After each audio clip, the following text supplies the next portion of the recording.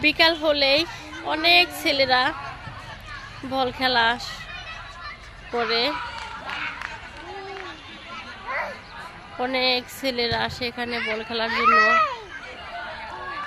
আবার অনেকেই এমনি হেঁটে বেড়ানোর জন্য আসে।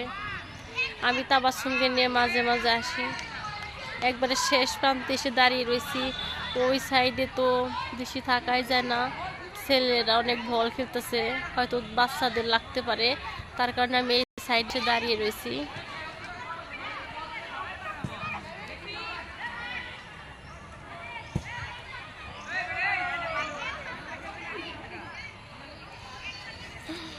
একটু সময় পেলেই মাঝে মাঝে আমি এখানে চলে আসি, আর ভালো লাগলে একটু করে ভিডিও করে নেই।